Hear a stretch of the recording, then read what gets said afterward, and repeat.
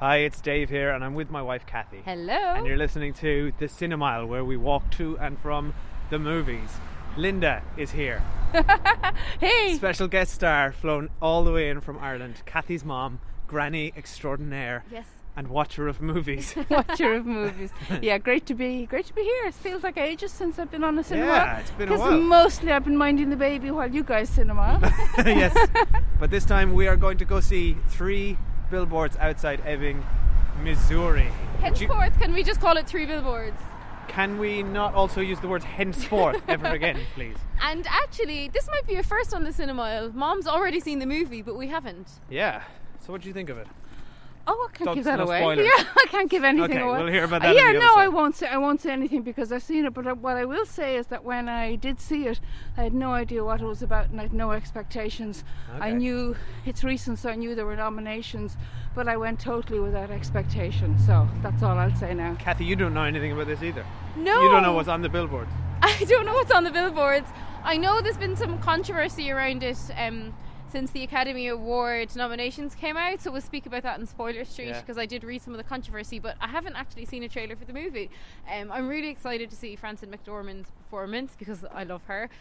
Last we saw her might have been in a big role. Remember when we watched Olive Kitteridge a few years ago? She was incredible in that TV show. Yeah, I love her, so I'm excited to see her, and I love that it's an Irish-English filmmaker, which is really cool. I really enjoy his stuff. Martin McDonagh, writer-director, Yeah. who did In Bruges and Seven Psychopaths. So, I haven't seen the first two Billboards movies. Have you guys? This is the last in the trilogy, I believe. You had me there. But what I will say, and I don't often trundle off to the movies on my own, but it was Frances whatever her name is, drew me because I just love her going back as far as Fargo. Yeah, Fargo was excellent. She's amazing. I read something about her showing up. She did win an award and showing up in a fancy ball gown and no makeup, and I thought she's cool. She's cool. She's got some cool going on. Yeah, I love her. She's very cool. And apparently she's like absolute standout to win the Oscar. So let's see if we agree after this movie. All right, here we go. We'll see you on the other side for the Billboards. Bye.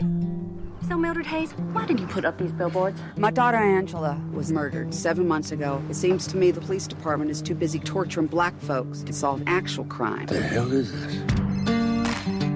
Dixon, I'm in the middle of my goddamn Easter dinner. Sorry, kids. I know, Chief, but I think we got kind of a problem. Sunshine beating on a good time. I'd do anything to catch your daughter's killer. I don't think those billboards is very fair. The time it took you to get out here whining like a bitch, Willoughby. Some other poor girl's probably out there being butchered right now. Right, we've just seen Three Billboards outside Ebbing, Missouri. I refuse to shorten the title. Henceforth to be known. Stop saying henceforth. No, henceforth, let's call it Outside Ebbing, Missouri. Yes, for sure. That's what everyone's calling it. Why don't we just call it the movie? Yes, that's Okay, a good so point, Mom. the movie. Cathy, what did you think of the movie? So first of all, it's such an unusual movie, right? The plot kept kind of changing. I kept being shocked, which I meant often, like gasping in shock. Obviously the central performances were so overwhelmingly strong, as was every single supporting performance also. So I kept almost just going, wow, look at that. It's Frances McDormand, it's Sam Rockwell, it's Woody Harrelson, it's everyone's amazing. Like, you know, the big to the small actors were really incredible. Like John Hawkes didn't even know he was in it. Clark Peters from The Wire didn't know he was in it. That's Lester Freeman. Yeah, Lester Freeman from The Wire. I was so happy he shows up about halfway through. So overall, I thought, like, absolutely faultless acting. I can see why Sam Rockwell and Frances McDormand are winning awards. I can also see the flaws that I'll speak to when we get to Spoiler Street. Firstly, one of the characters has a really big character change that I didn't buy at all, and I felt like that was quite strange. In terms of Frances McDormand, what I love, she just encapsulated like pure rage. We see one scene of her before, in kind of a flashback before the daughter died, of what she looked like, which was, you know, relatively, like, in quotation marks, normal woman. She had kind of longish hair, like pretty average clothes. But all we see of her now is she's wearing these like denim kind of boiler suits for the whole movie. She shaved the back of her hair. She's like a warrior on a mission, and I just thought she was just like, I know this is like a really overused phrase, but like a tour de force of just rage and anger and refusing, like in this kind of helpless state. Like she knows that she's helpless, she can't do anything. All she can do is get these billboards and try and make the police pay attention to the fact that, you know, her daughter suffered a really brutal and horrific death and no one's doing anything to solve the case. So it's all about her performance for me.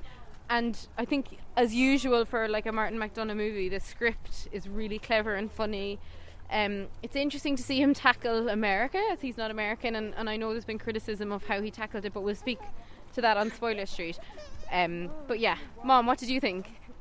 Yeah, interesting. I didn't say it before we started, but when I watched it the first time, and as I said, I was alone in a movie theatre, I out loud to like nobody around me said, "Oh my God, this is the best movie I've ever seen." And like did anybody respond? Nobody responded, but people started kind of moving away from it. But anyway, by the end of the movie, I don't think that was fresh in my mind. But watching it again just now, I was blown away by not quite the same thought, but it totally engrossed me. And I hadn't realised who the director was or what his other movies were, but now it doesn't surprise me, because as Cathy said, like the plot changes, the shock factors, they were all there. And it doesn't surprise me to hear he's Irish, because it could have been set in rural Ireland, the way the personalities and the behaviours were. So they're kind of universal, but very much rural, small town, small mind. Now I agree with the performance. Pillar of the community gets said a lot, goes bananas and ballistic, and also, like, okay, she was driven by rage, but what I saw, and maybe this was interesting with the second viewing, she was also really driven by guilt. When you get to see the back scenes and the back views, she is so driven by guilt that's what's fueling the rage, her helplessness, when there's no way to kind of redress that or balance that. And I think that does get resolution as the movie goes on, which is quite profound. But as an overall thing, without getting into Spoiler Street, I loved the soundtrack. I don't know whether you guys noticed it, but amazing soundtrack. It's subtle, but amazing. Beautiful. And like stunning performances. Every performance was award winning, from the son to the incidentals to the, I don't know his name, but the guy who plays the desk sergeant.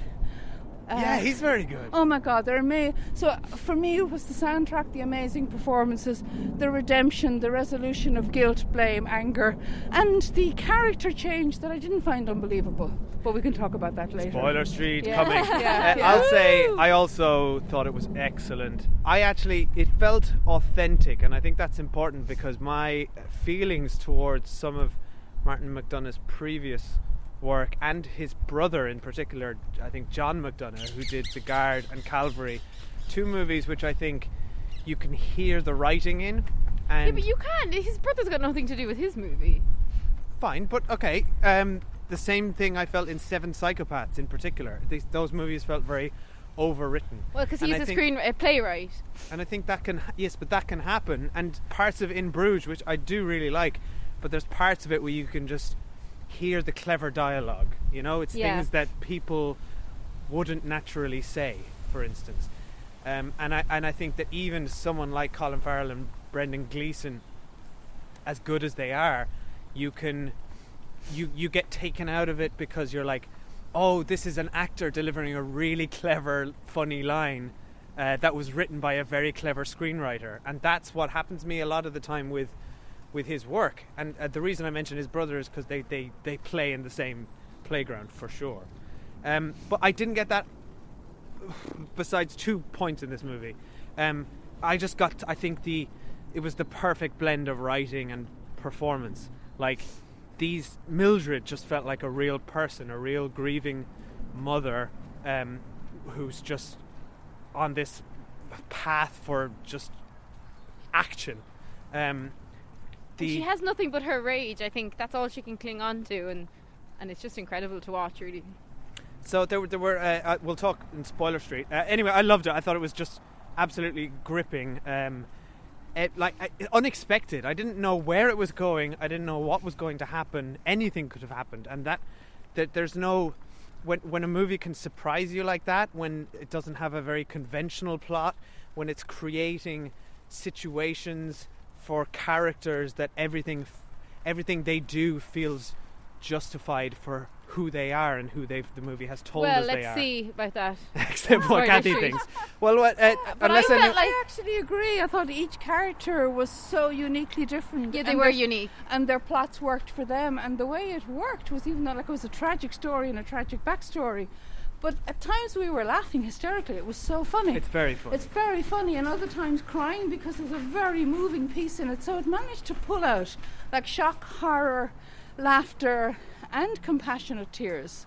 So it was very clever. Very clever. And I did feel at one point that it nearly could have been like a TV mini-series, because it felt like there was multiple plots that kind of came and then were dealt with, and then we move on to the next plot, which isn't that common in a movie, actually, particularly a movie of only 2 hours. And we're in a very mucky path here, by the way, so we're kind of trundling as we record this. It's weird. I didn't know it had rained, or we would not have come on this path. Let's take a slight detour off this mucky path into mucky spoiler street. But can I say about the mucky path? I think it is the Thames, isn't it? That's we're the Thames, walking by the yeah. Thames. Ooh, not walking in the Thames. No, we're not walking in. Right next to but it. when you lived in Richmond, I remember walking by the Thames, and the Thames literally started pouring all over my feet. Yeah. Yeah. It literally used to just rise over the banks. Hopefully that will not so happen hopefully here. that won't happen. Or we'd be washed we get away. washed away. Look, a spoiler Maybe somebody river. will find this as evidence that we paddling down the lived. spoiler river. We were people. We saw a movie. But we will continue this review come hell or high water. Yes, I'm telling you literally. that. So we are moving on to Spoiler Street. If you haven't seen Three Billboards Outside Ebbing, Missouri, AKA the movie. then turn off now. Go and watch it. I think we all recommend it highly. Yeah, for sure. Twice. It's kind of I would watch it again. All right, let's talk spoilers. I might just go first, because on my point about... Because you're holding the mic. Yeah, and exactly. And my point about the parts that took me out of it, where that happened to me, where I was like, oh, I'm just listening to writing now, were 2 moments. When Woody Harrelson, just before he kills himself and he has that conversation with his wife. Oh, that was terrible. Thought that was pretty drop the ball. She's like, you've got such a beautiful dick. Yeah, it's just like, what? That just felt like...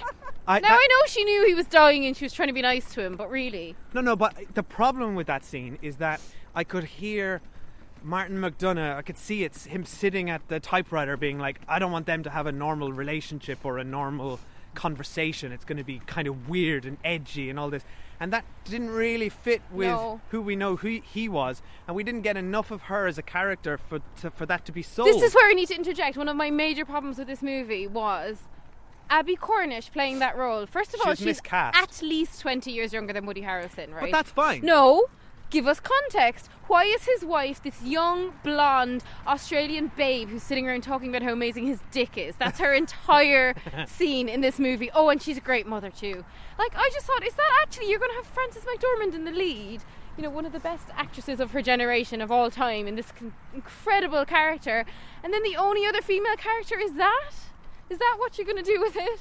And why is she that much younger than him? I'm sorry, it just pissed me off. Well, so much. actually, that's interesting you say that, because my other problem was the other female character, who's the 19-year-old girlfriend of John Hawke. Oh yeah, who now used to be in Home and Away, so it was also Australian, albeit didn't have an Australian accent in this one. Now she's there as a punchline. Yeah. She's there to deliver laughs, and whatever. We got a few giggles out of it, but her delivery didn't work for me either, and I just heard John McDonagh or Martin McDonagh writing punchlines to scenes. So your two kind of dialogue issues were both at making like just stupid women, basically. Well, that's not me having an issue with. No, I'm saying those they're women. the two scenes you picked up on. It's interesting because they were the ones I was picking up on. I thought as they well. were two very poorly written characters. Fair enough, one of them is supposed to be a punchline, but the other one is supposed to carry some dramatic weight and just doesn't.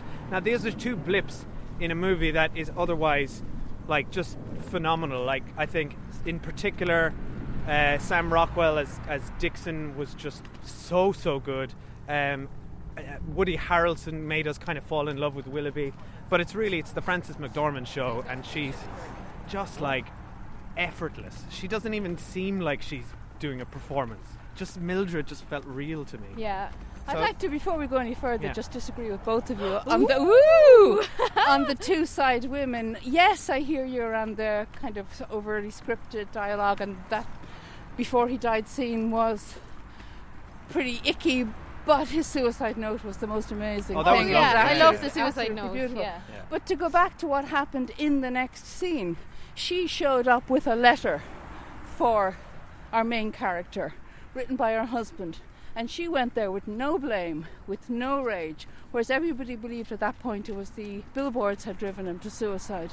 She went there, carried out her husband's wishes, and she left the plate open for forgiveness. Yes, it was a turnaround. It was a turnaround for the character. Yeah, that's and it. But I think she knew, because she knows her husband didn't kill himself because of the billboards. But she went to that woman and she dropped all her rage, and her only as upset was, how do I spend the day with my children when their husband kills himself? Yeah, that was a nice It was very beautiful, and it set the groundwork for forgiveness. I really believe it did. And you roll further on to the end of the movie, there's a restaurant scene where the ditzy 19-year-old, who I thought was very funny, the way everybody stared at her open-mouthed when she spoke. But she's the one who brought to the conversation, anger begets anger. And that's the moment that, I can't remember her name, our heroine. Mildred? That's the moment Mildred dropped her rage. Yeah. She went over with a bottle in her hand. We think she's literally going to take him out. She puts the bottle on the table and she says, treat her well. Yeah, I liked that moment. That was the moment she dropped her rage. See, this is why we bring Mom on the podcast. Yeah, she got it. Great Anger insight. begets anger.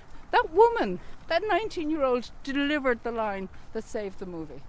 Well, that's a bit extreme, but yeah, it was a great line. factor. And it was funny then because Peter Dinklage, who played the dwarf, says she used the word baguette, and that was quite funny. That was funny. So Peter Dinklage felt kind of wasted in here. I'm not sure what his character. Oh, I thought he was there much to better do. in this than he is in Game of Thrones, Yes, where I but think what he's was terrible. the purpose of his character? He's just a little side character, someone who's got a bit of a crush on her, and he loved her. Yeah, he just was into her, I think, and he was just filling out the background. I don't mind that. It was that. all part of her. See, I think the whole movie was a backdrop for her letting go of her rage and guilt. And Hang on, we're stuck in the mud we're stuck here. in mud, Mum. You'll have to come back. Sorry, we're pushing a buggy through mud here. This is a terrible experience. Oh my god. This is Dave, dreadful. good luck to you cleaning the buggy tonight. But I think everything and every character contributed to her redemption. In the end, and this is a spoiler, the only time she smiled in the movie. Spoil. The only time she smiled in the movie was in that last scene.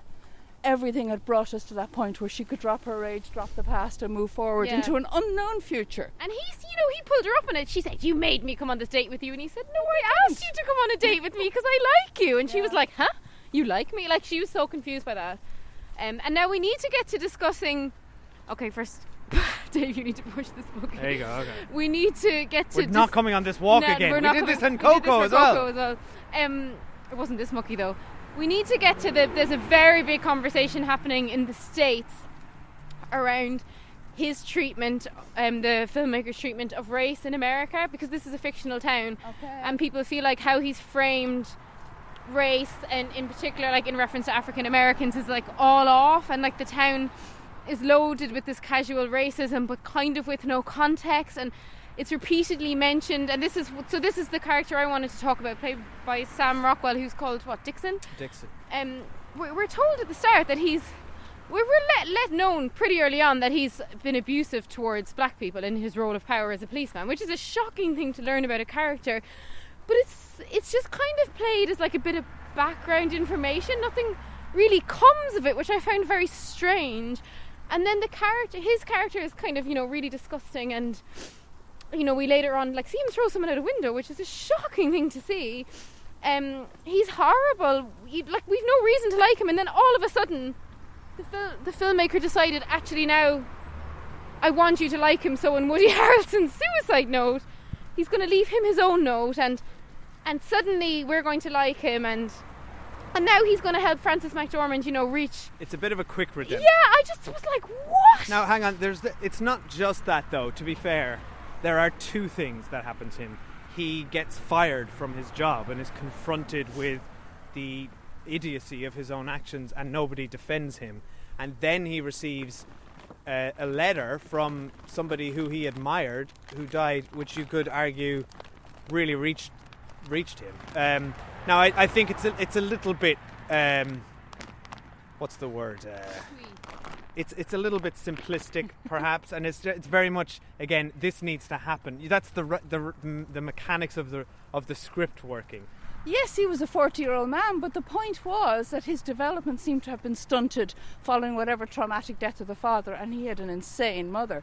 So there was a shift, and I do agree it happened too quickly, and they tried to wrap it all up too quickly. But he got the acknowledgement of the father figure, and he moved from a place where we actually thought he was going to kill his mother to where he actually patted her on the head and went out and began to live his own life. So maybe a bit twee, but I could see where it was going. And it's a very overly sympathetic portrayal towards a white cop who's been abusive to black people, which is a huge issue in the States.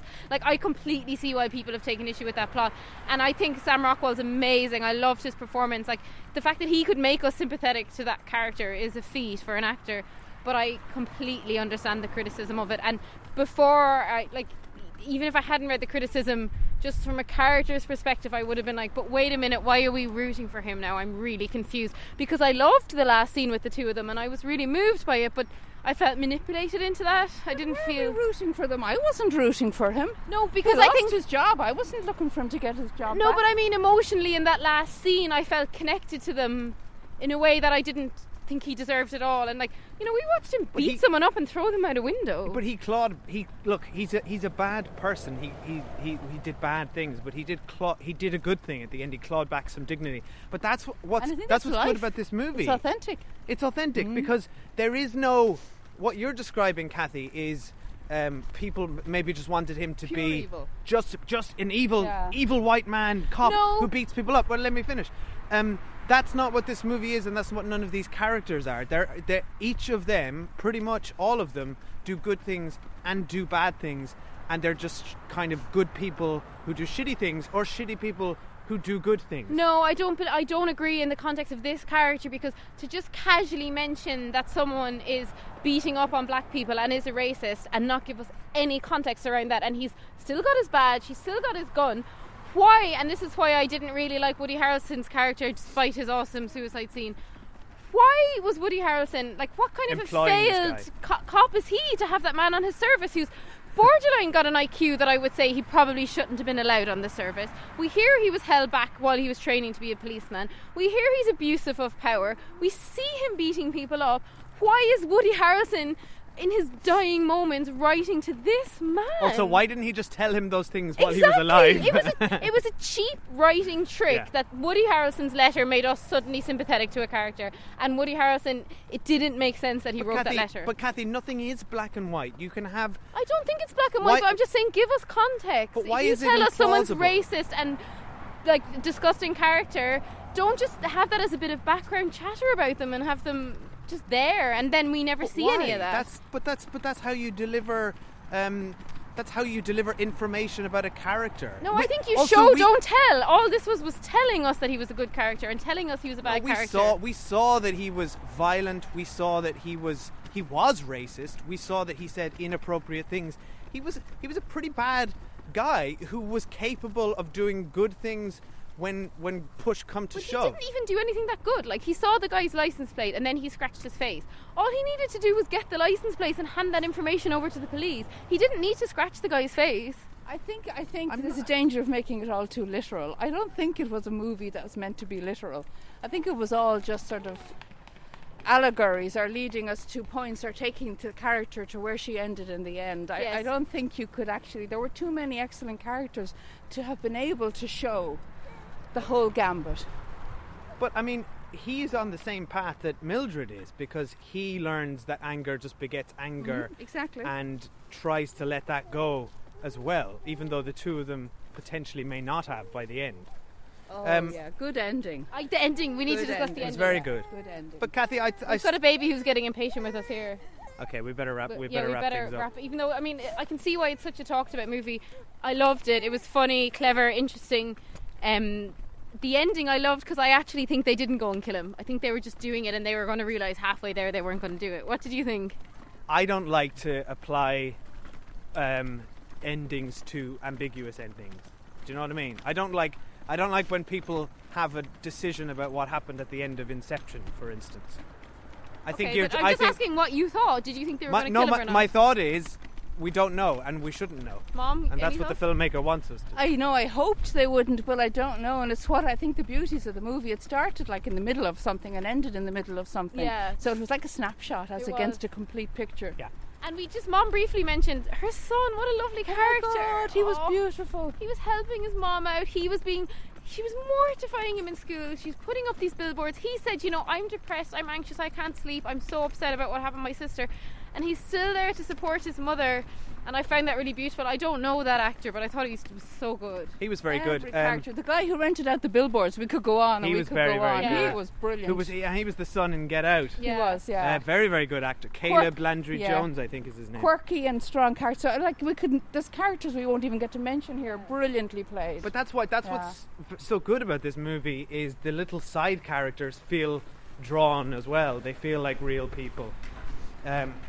And I know I harp on about the redemption and the forgiveness, but oh my goodness, when he gave the cop orange juice, there was one character that was another lovely, yeah, that doing was a turnaround and doing the unexpected. Yeah, that was, because I thought he was going to go and kind of push against his bandages, and he going to throw him out the window. Yeah, and he gave him orange juice. That was really sweet. But that is ultimately the theme of this movie, and I think so. Mildred says it at one point as well. We're all just people, and I don't know, none of us, we're all just fucking in this together, and nothing gets done.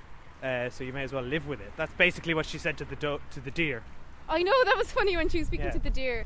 So yeah, I mean, you can see why it's up for all the nominations, but I can understand the controversy as well. Now, I think, just touching on that controversy again.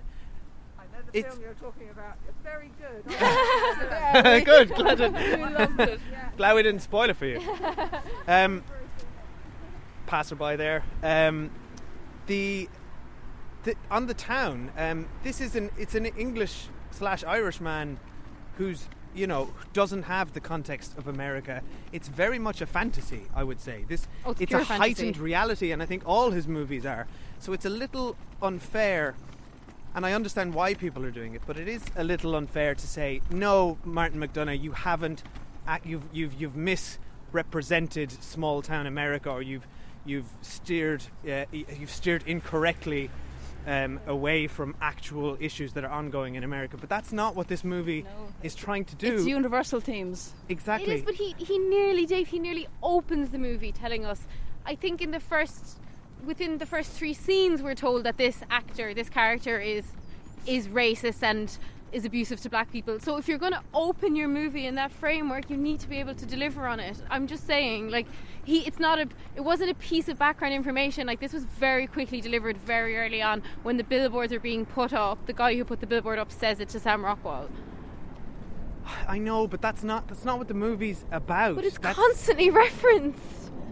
I know it's not what it's about, but it is constantly referenced. That's all I'm saying. It's not just, one piece of the puzzle. It's very consistent. And when the new police sergeant shows up and he is black, there's issues around that as well from the other characters. And again, wasn't really addressed bar in one throwaway scene.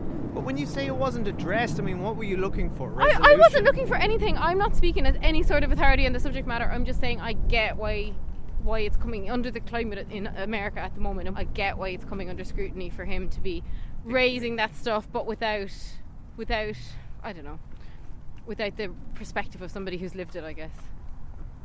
But not that I think you need to live in a country to write about the country.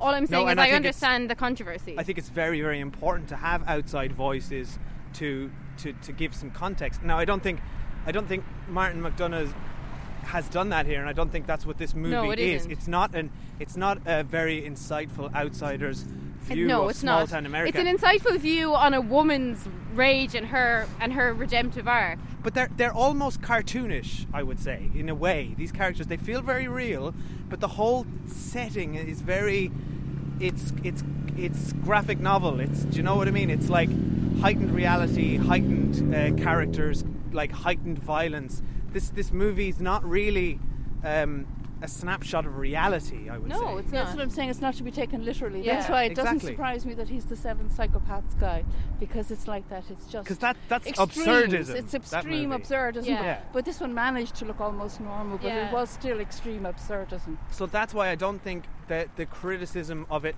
not representing America fairly is fair, because that's not what the movie is supposed to do. Yeah. It's almost like saying Pulp Fiction isn't a fair representation of urban, gangster lifestyles. Do you know what I mean? Or of New York. It's like it's like what Mom said. This one almost feels real. Pulp Fiction never did. So that's why you apply kind of different standards to it. I get that. And obviously, I mean, everything is so charged in the US at the moment. Yeah, if you're releasing it like this year, high. or last year even. But not every movie should have cultural and political context. I think that's very important. Some things are just fiction. That tell a good soundtrack. And I think that's a great place to end it. I didn't notice the soundtrack. I'll have to go back and listen to the soundtrack. So there you go. It's a great bit of fiction.